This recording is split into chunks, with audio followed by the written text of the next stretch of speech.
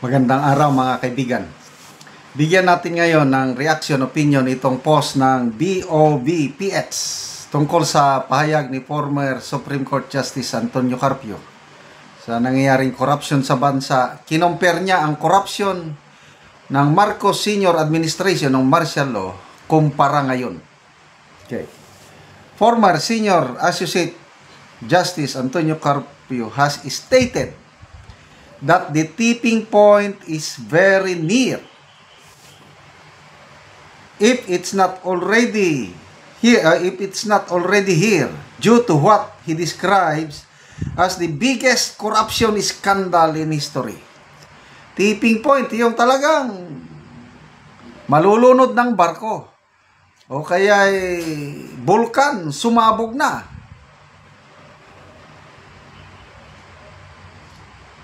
Dahil sa biggest corruption scandal in history. In a recent interview, Carpio made a direct comparison to the Marcos Sr. administration, saying, the corruption under President Ferdinand Marcos Jr. is much bigger. Much bigger than what occurred during the martial law years. Agree ba kayo? Tumpak, bullseye. Justice Carpio, sir, saludo. Yes. Wala nang kwanito, wala nang color ng dilawan ka, pulahan, green. Ang kinabukasan ng ating mga anak at apong nakataya. Magkaisa tayo pagkondena sa corruption, the worst corruption. I agree.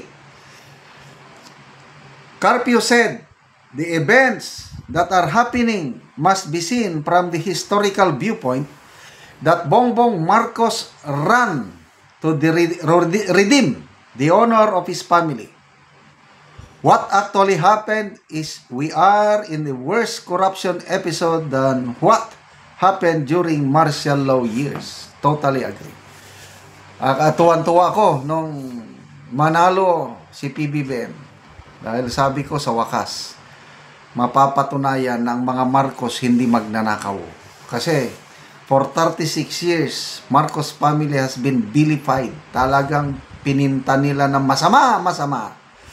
Nung Cory administration na, malis ng mga Marcos. Okay, Marcos loyalist kami sa family. Yung Marcos Senior, loyalist kami doon. Junior? No way. Loyalist kami, Marcos Senior. Malaking utang na loob namin sa yumaong Presidente Marcos Sr. He's a good president, although hindi perfecto. Marami siyang nagawang maganda, meron ding masama. Okay? So pag-alis ng Marcos Sr., Cory administration, sinisira nila ang Marcos. Pati textbooks. Grabing pinicture nila, talaga magnanakaw, mamamatay tao, dictator. So yung mga anak namin, tinuruan namin sila kung ano talaga yung na-experience namin na hindi naman ganyan kasamang mga Marcos. Pinaliwanag namin na mabuti si Marcos Sr. Hindi siya perfecto, but he's a good president. Siyempre, yung anak namin naniwala. Yung bunsong anak namin na grade 2 ba o grade 3? Sa social studies daw nila. Turo yung maestra. Textbook, masama si Marcos. Ang aking anak, batang-bata, grade 3 ba? Tumayo, ma'am. Sayop man ang imong gisulti. Bisaya man, kay doon sa Agusan del Sur. Sayop na.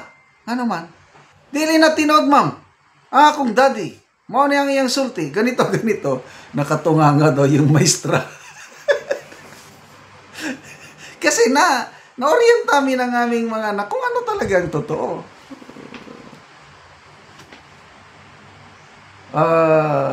Yung karangalan ng Marcos family, itinayo namin sa aming mga anak lang, pamilya.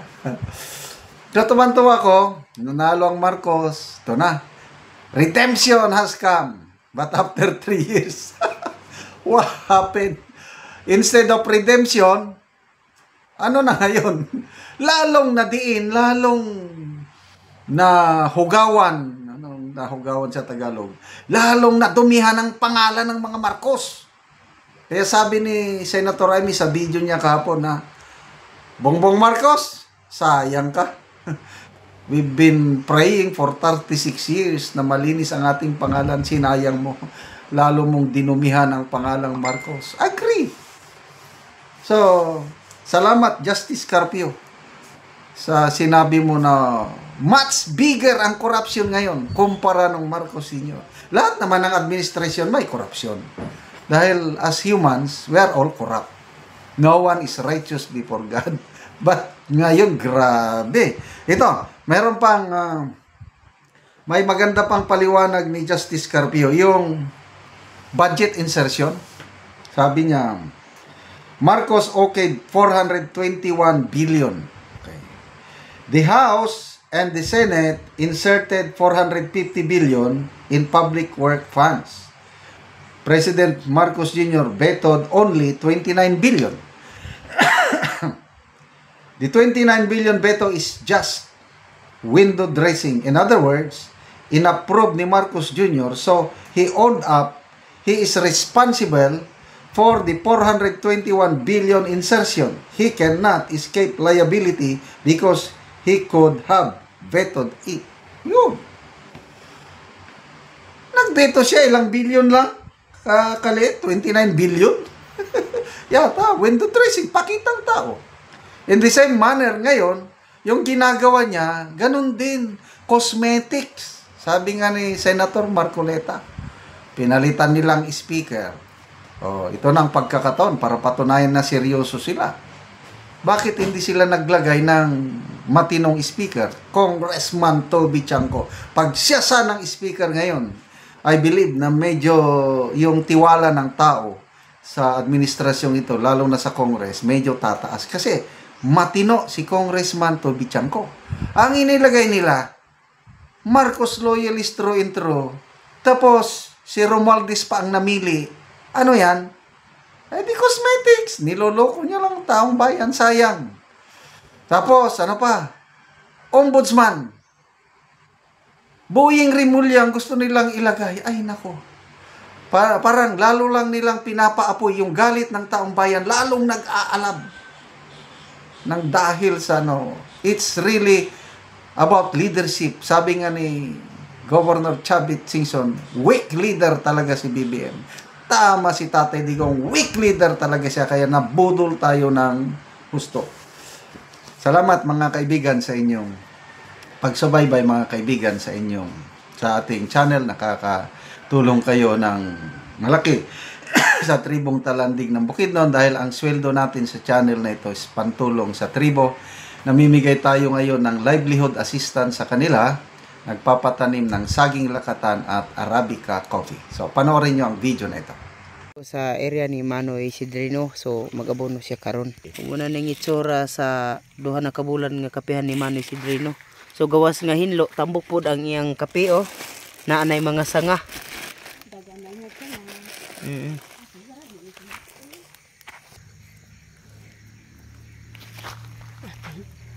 Naanay mga sanga-sanga. Salamat na gyud kay hapit na mi karbe.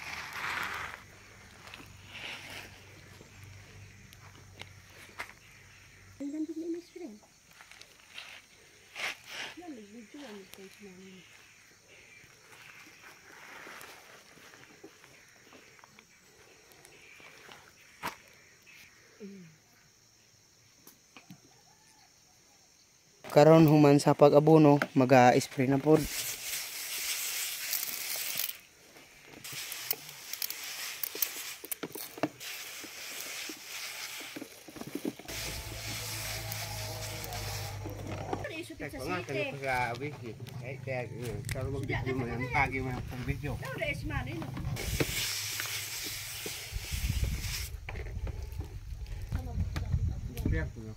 Gawas pod sa kape nga tinanom ilang manang upod ni ang un nilang tanom nga lakatan.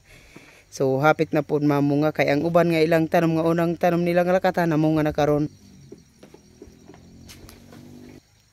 Sige.